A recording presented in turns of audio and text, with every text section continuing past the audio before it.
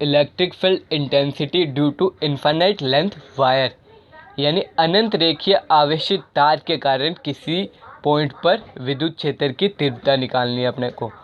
अपन ने मान लिया अपने पास एल लेंथ की एक वायर है जिस पे पॉजिटिव चार्ज है। इसके सेंटर से आर डिस्टेंस पर अपन ने पॉइंट पी मान लिया और वहाँ पर अपन ने पॉजिटिव टेस्ट चार्ज को बिठा दिया। अब इस पॉइंट पी पर अपन को इलेक्ट्रिक फील्ड इंटेंसिटी यानी विद्युत क्षेत्र की तीव्रता निकालनी है। तो अपन किस तरह निकालेंगे, अपन ने इस लेंथ जो अपने पास एल लेंथ की वायर है इसको छोटे छोटे पार्ट में डिवाइड कर लिया। एक पार्ट अपन ने माना यानी एलिमेंट्री एरिया अल्पांश क्षेत्रफल में डिवाइड कर लिया। एक अल्पांश क्षेत्र एलिमेंट्री एरिया को अपन ने नाम दे दिया A1। सेंटर से ही अपन ने जितनी डिस्टेंस पर A1 माना था उतनी ही डिस्टेंस पर अपन ने दूसरा एलिमेंट्री एरिया अल्पांश क्षेत्रफल A2 मान लिया। अब अपन इन दोनों के कारण P पॉइंट पर इलेक्ट्रिक फील्ड की इंटेंसिटी निकालेंगे, फिर दोनों को सम कर देंगे तो अपन को नेट इलेक्ट्रिक फील्ड इंटेंसिटी मिलेगा। इसी तरह अपन सभी पॉइंट अल्पांश क्षेत्रफल से इलेक्ट्रिक फील्ड की इंटेंसिटी आएगी, सबका सम कर देंगे, इंटीग्रल कर देंगे तो अपन को नेट इलेक्ट्रिक फील्ड इंटेंसिटी यानी विद्युत क्षेत्र की तीव्रता की फिक्स वैल्यू मिल जाएगी। तो अपन देखते हैं किस तरह की अपन ने A1 से जो इलेक्ट्रिक फील्ड की इंटेंसिटी होगी उसकी डायरेक्शन होगी, अगर ये पॉजिटिव चार्ज है तो पॉजिटिव अपन को पता है पॉजिटिव को प्रतिकर्षित रिपेल करता है, तो इसकी डायरेक्शन होगी टूवर्ड्स लाइन जॉइनिंग के अलोंग, यानी इन दोनों को जो लाइन जॉइन कर रही है उसके अलोंग ही बाहर की तरफ, क्योंकि प्रतिकर्षित बल लगेगा इसके कारण, तो उसकी डायरेक्शन होगी इस साइड A1 के कारण जो P पॉइंट पर इलेक्ट्रिक फील्ड की इंटेंसिटी यानी विद्युत क्षेत्र की तीव्रता है उसकी डायरेक्शन। अब सेम ही अपन करेंगे A2 पॉइंट के कारण, A2 अल्पांश क्षेत्रफल के कारण P पॉइंट पर इलेक्ट्रिक फील्ड की इंटेंसिटी विद्युत क्षेत्र की तीव्रता, तो उसकी डायरेक्शन भी लाइन जॉइनिंग के अलोंग होगी पर टूवर्ड्स आउटसाइड यानी बाहर की तरफ, क्योंकि प्रतिकर्षित बल लगेगा। तो अपन को एक इलेक्ट्रिक फील्ड की इंटेंसिटी विद्युत क्षेत्र की तीव्रता की डायरेक्शन इस साइड मिली और इसी पॉइंट पर अपन को एक डायरेक्शन इस साइड मिली P पॉइंट पर, तो ये दो अलग अलग डायरेक्शन होगी। तो अपन ने क्या किया, इनको इनके कंपोनेंट में डिवाइड कर दिया यानी इनके घटक में डिवाइड कर दिया। किस तरह से, माने अपन ने जो A1 के कारण एलिमेंट्री इलेक्ट्रिक फील्ड इंटेंसिटी अपन को मिली उसको अपन ने नाम दे दिया DE1। डी का मतलब है स्मॉलेस्ट एरिया के कारण इलेक्ट्रिक फील्ड की इंटेंसिटी, यानी अल्पांश क्षेत्रफल के कारण अगर अपन ने क्षेत्रफल छोटा से लिया तो उसके कारण इलेक्ट्रिक फील्ड इंटेंसिटी भी तो स्मॉलेस्ट होगी, तो उसको नाम दे दिया अपन ने DE1। इसी तरह अपन ने DE2 इसको नाम दे दिया, जो A2 के कारण अपन ने P पॉइंट पे इलेक्ट्रिक फील्ड इंटेंसिटी निकाली। इनको कंपोनेंट में यानी इनके घटक में डिवाइड करेंगे तो इनके घटक हो जाएंगे E2 के कारण DE2 के घटक हो जाएंगे हॉरिजॉन्टल के साथ यानी क्षैतिज के साथ जो एंगल बना है उसको अपन ने नाम दे दिया DE2 कोस अल्फा, और जो वर्टिकल एंगल उसको अपन ने नाम दे दिया DE2 साइन अल्फा। इसी तरह अपन DE1 को दो कंपोनेंट में डिवाइड कर लेंगे घटक में, एक को नाम दे दिया अपन ने DE1 कोस अल्फा, दूसरे को नाम दे दिया DE1 साइन अल्फा। अब अपन को पता है DE2 साइन अल्फा और DE1 साइन अल्फा, इनका दोनों को मैग्नीट्यूड सेम है क्योंकि ये सेंटर से सेम डिस्टेंस पर है और अल्पांश क्षेत्रफल भी अपन ने सेम ही लिया है, तो इनका मैग्नीट्यूड सेम है पर इनकी डायरेक्शन दोनों की अपोजिट है एक दूसरे के, तो एक दूसरे के अपोजिट विपरीत डायरेक्शन में है तो एक दूसरे के इफेक्ट को कर देंगे कैंसिल आउट। तो अपन को जो नेट इफेक्ट मिलेगा दोनों के कोस कंपोनेंट से मिलेगा, यानी DE2 कोस अल्फा और DE1 कोस अल्फा कंपोनेंट से अपन को नेट इलेक्ट्रिक फील्ड की इंटेंसिटी मिलेगी P पॉइंट पर। अब अपन देखते हैं इसको किस तरह, ये तो अपन ने सिर्फ समझा है कि अपन को कोस कंपोनेंट ही यूज़ करना है। अब अपन इसको देखते हैं कि किस तरह अपन इसको डिस्क्राइब करेंगे। ये आपको समझाने के लिए था कि अपन साइन कंपोनेंट किस तरह से कैंसिल हो जाएंगे और कोस कंपोनेंट किस तरह से बचेगा। अब अपन ने ये मान लिया कि अपने पास एल लेंथ की वायर है, उससे R डिस्टेंस पर पॉइंट P है, वहाँ पर इलेक्ट्रिक फील्ड की इंटेंसिटी निकालनी है। तो P पॉइंट पर अपन को पता है कि अगर पॉजिटिव चार्ज है, पॉजिटिव चार्ज अपन में से फील्ड लाइन के बाहर की तरफ इस तरह से निकालता है, तो पॉजिटिव फील्ड लाइन बाहर की तरफ निकालेगा तो इस तरह से इलेक्ट्रिक फील्ड लाइन की डायरेक्शन होगी। तो P पॉइंट पर है, अब अपन ने P पॉइंट पर एक ऐसा गाउसियन सरफेस अज्यूम कर लिया जिसकी सेंटर से यानी लेंथ की जो वायर है उससे सेम डिस्टेंस हो, तो अपन ने एक ऐसा सरफेस अपन अज्यूम करेंगे तो अपन को एक सिलेंड्रिकल टाइप का सरफेस मिलेगा। सिलेंड्रिकल टाइप का सरफेस मिलेगा तो अपन ने एक सिलेंडर ड्रॉ कर दिया। ये एक गाउसियन सरफेस है, अज्यूम किया अपन ने सिर्फ कि इस तरह से एक सरफेस बनेगा अगर पी पॉइंट पर है, क्योंकि पी पॉइंट अगर यहाँ पर है तो अगर पी पॉइंट यहाँ पर होता तो भी सेम डिस्टेंस होती, पी पॉइंट यहाँ पर होता तो भी सेम डिस्टेंस होती सेंटर से, इसलिए अपन ने इस सरफेस को अज्यूम कर लिया, मान लिया कि एक सिलेंड्रिकल अपने पास सरफेस है। अब इस पे अपन को इलेक्ट्रिक फील्ड की इंटेंसिटी निकालनी है। तो ये सिलेंड्रिकल सरफेस है, ये 3 पार्ट में डिवाइड होगा, इसके 3 अलग अलग पार्ट होंगे, तो अलग अलग पार्ट होंगे तो उनके कारण अपन को विद्युत क्षेत्र की तीव्रता भी अलग अलग मिलेगी। तो अपन ने इसको 3 पार्ट में डिवाइड कर दिया। कैसे? ये सर्कल, एक पार्ट ये सर्कल, दूसरा पार्ट ये सर्कल और तीसरा पार्ट ये, यानी कि कर्व्ड एरिया जो वृत्तीय क्षेत्रफल होता है वो वर्गाकार और वृत्ताकार। तो इस तरह से अपन को 3 अलग अलग एरिया मिल गए, एक सर्कल, एक दूसरा सर्कल और तीसरा वृत्तीय यानी कर्व्ड सरफेस अपन को मिल गया। तो अपन को तीनों से अपन इलेक्ट्रिक फील्ड की इंटेंसिटी निकाल लेंगे।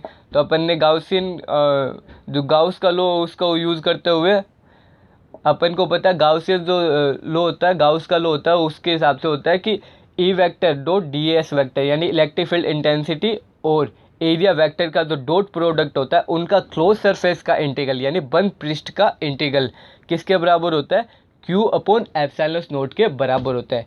Q यानी सम, यानी जितने भी चार्ज होते हैं उन सबका सम क्लोज सरफेस के अंदर यानी गाउसियन सरफेस के अंदर, तो इनके बराबर होती है। ये गाउसियन लॉ का स्टेटमेंट है, अपन ने इसको पुट कर दिया यहाँ पे।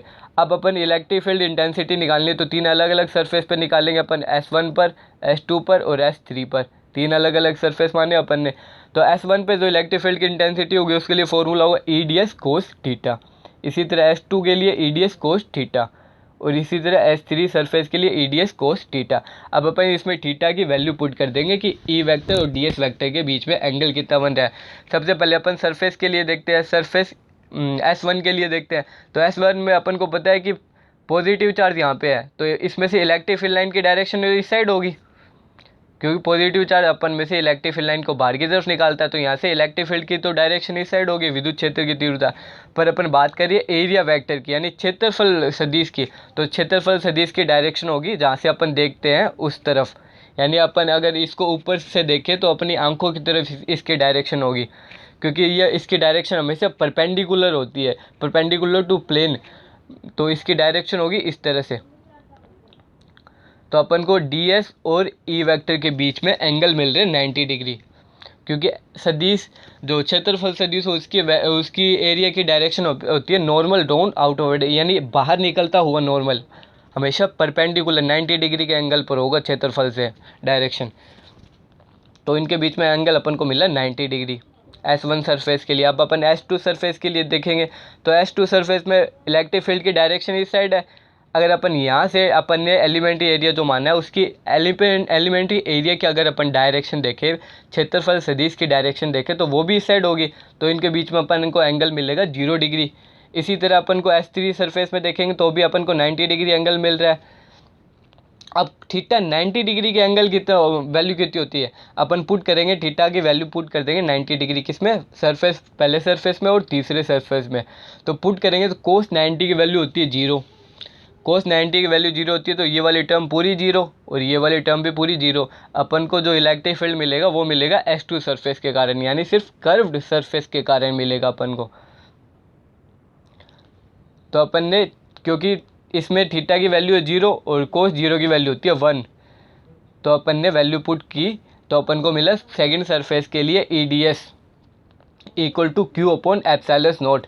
अब अपन वैल्यू पुट करेंगे, इलेक्ट्रिक फील्ड इंटेंसिटी क्या कांस्टेंट है सभी पॉइंट पर, यानी कि अब अगर अपन इसकी वैल्यू भी रखें 1/4 pi epsilon not Q upon, तो भी सभी वैल्यू कांस्टेंट है, तो सभी की वैल्यू कांस्टेंट है, तो अपन इलेक्ट्रिक फील्ड इंटेंसिटी को बाहर ले लेंगे, क्योंकि कांस्टेंट वैल्यू का इंटीग्रल होता नहीं है, तो इंटीग्रल के अंदर वैल्यू बचेगी सिर्फ DS, यानी सेकंड सरफेस के लिए DS equal to Q upon epsilon naught.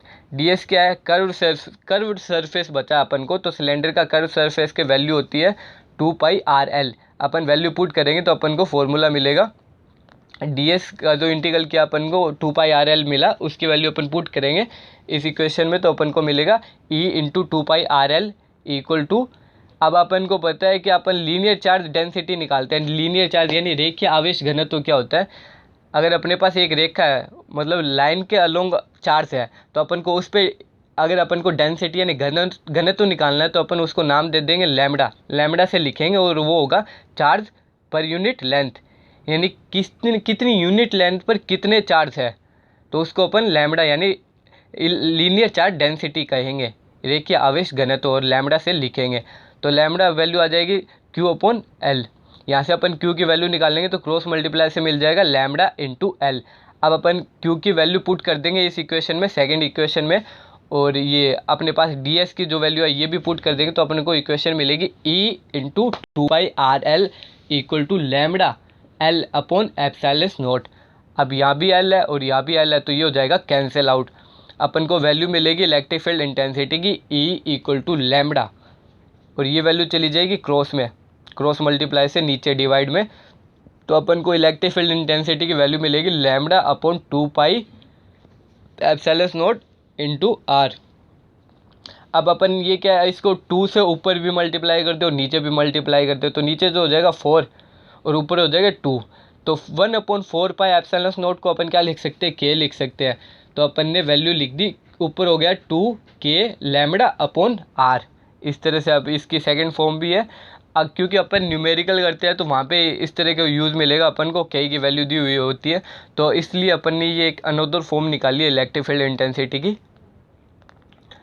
अब अपन ने क्या किया, इसको वेक्टर फॉर्म में लिखे, तो वेक्टर फॉर्म में भी अपन इसको इस तरह से लिख सकते हैं, क्योंकि वेक्टर होता है मैग्नीट्यूड इनटू डायरेक्शन। तो ये तो इसका मैग्नीट्यूड हो गया, और डायरेक्शन क्या है, आर कैप डायरेक्शन को बता रहा है, यानी इसकी दिशा को बता रहा है कि इसकी डायरेक्शन किस साइड होगी, टूवर्ड्स आउटसाइड होगी, यानी बाहर निकलते हुए होगी, तो उसे अपन नाम दे देंगे आर कैप। तो ये इसकी वेक्टर फॉर्म होगी। अब अपन ग्राफ देखें ई वेक्टर और आर वेक्टर के बीच में, यानी कि इलेक्ट्रिक फील्ड इंटेंसिटी और आर यानी डिस्टेंस के बीच में। तो डिस्टेंस जितनी ज़्यादा होगी, ये अपन को पता है कि डिस्टेंस इन्वर्सली प्रोपोर्शनल है किसके, इलेक्ट्रिक फील्ड इंटेंसिटी के। तो इससे अपन को पता चल रहा है कि जैसे जैसे आर की वैल्यू बढ़ेगी, इसमें देखिए जैसे जैसे आर की वैल्यू बढ़ेगी इलेक्ट्रिक फील्ड इंटेंसिटी की वैल्यू कम होगी। तो इससे अपन को पता चल रहा है कि ग्राफ इस तरह से बनेगा।